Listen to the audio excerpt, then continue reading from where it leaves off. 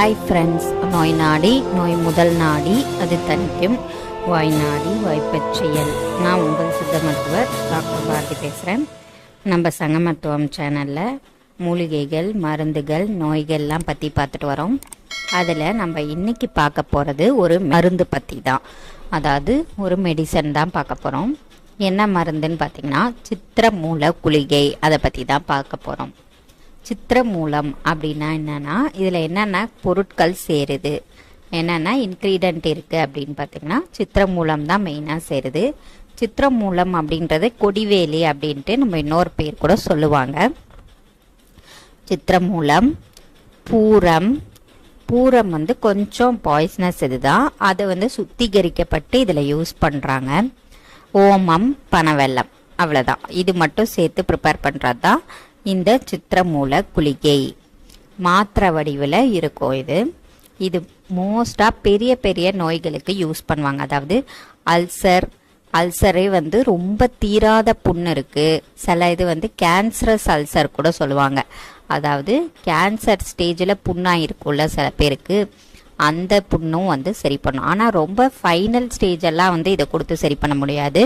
Starting ஸ்டேஜில் இப்போ தான் லைட்டாக புண்ணு வருது, அது கேன்சரஸ் மாதிரி இருக்குது அப்படின்னா இதை ஃபஸ்ட்டே நம்ம கொடுத்தோம் அப்படின்னா அந்த புண்ணை சரி பண்ணலாம். ஆனால் அந்த கேன்சரஸ் ஸ்டேஜுக்கெல்லாம் தகுந்த மருத்துவர் ஆலோசனையோடு எடுத்துக்கிறது தான் நல்லது.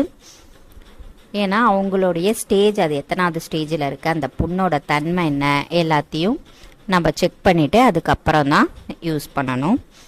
அது மட்டும் இல்லாமல், ஏன்னா சித்திரமூலம் மோஸ்ட்டாக என்ன அப்படின்னா இந்த மாதிரி கேன்சரஸ் க்ரோத்தை ரெடியூஸ் பண்ணும். அதுவே ஸ்டார்டிங்காக இருந்தால் தான், ரொம்ப சிவியர் ஸ்டேஜ் போயிடுச்சுன்னா தகுந்த மருத்துவர் ஆலோசனையோடு எடுக்கிறது தான் நல்லது. இது கூட வேறு என்னென்ன நோய்களுக்கெல்லாம் இதை கொடுக்கலாங்க அப்படின்னு பார்த்தீங்கன்னா, அதான் தீராத புண்ணு, குடல் புண்ணாக இருக்கட்டும், பெப்டிக் அல்சர், டியோடினல் அல்சர், அதாவது வயிற்று பகுதியில் புண்ணு, எரிச்சல் எதுவாக இருந்தாலும். இன்னொன்று, காயமே பட்டு தீராத ரொம்ப நாள் பட்ட காயங்கள் இருக்கும். சில பேருக்கு சின்னதாக ஒரு புண்ணு மாதிரி வந்திருக்கும், அது அப்படியே புடைச்சி பெருசாக இருக்கும். இப்போ காலில் கூட சின்னதாக ஒரு கொப்பளை மாதிரி அது அப்படியே கட்டி மாதிரி ஆகி பெருசாக புண்ணாயிருச்சு அப்படின்னாலும் வெளிப்பிரயோகம் நம்ம சில ஆயின்மெண்ட்லாம் யூஸ் பண்ணலாம். சில ஆயில் அப்ளை பண்ணி அதை க்ளீன் பண்ணி அதை கட்டி வைக்கலாம். உள்ளுக்கு எடுத்துக்கிற மருந்து, ஆன்டிபயோட்டிக்னு சொல்லுவோம்ல, அந்த மாதிரி இதில் இந்த சித்திரமூல டேப்லெட்டை நம்ம எடுத்துக்கலாம். அது மட்டும் இல்லாமல் வலி, எங்கே வலி இருந்தாலும், குத்துற மாதிரி பெயின், அடிக்கடி வலி இருந்துக்கிட்டே இருக்குது அப்படின்னாலும் இது சரியாகும். இன்னொன்று பௌத்திரம், அதாவது ஃபிஸ்டுலா, அதுக்கும் சரியாகும். இது எவ்வளோ சாப்பிட்ணும், ஸ்கின் டிசீஸ் சிலதுக்கும் இதை சாப்பிடலாம். ஆனால் மருத்துவர் ஆலோசனையோடு எடுத்துக்கிறது நல்லது. ஒரு டேப்லெட் அளவு, ஒரு டேப்லெட் தான் எடுத்துக்கணும். ஏன்னா பூரம் சேர்ந்துருக்கிறதுனால ஒரு டேப்லெட் தான் எடுத்துக்கணும் டெய்லியும். அதுவும் கொஞ்சம் கேப் விடணும். 20 டேஸ் இல்லை 25 டேஸ் சாப்பிட்டுட்டு கொஞ்சம் கேப் விட்டுட்டு அதுக்கப்புறம் தான் எடுத்துக்கணும். பூரம் இதில் குவான்டிட்டி எவ்வளோ இருக்குது, இதில் கம்மி அளவு கலந்துருக்குதா அப்படின்னு சொல்லிட்டு எந்த ஃபார்மா வாங்குறீங்களோ அந்த ஃபார்மாவில் கம்மி அளவு பூரம் கலந்துருக்கிறத மட்டும்தான் வாங்க முடியும். நிறைய அளவு கலந்துருக்கிறத வாங்கினா நிறைய அப்புறம் ப்ராப்ளம்ஸ் வரும்.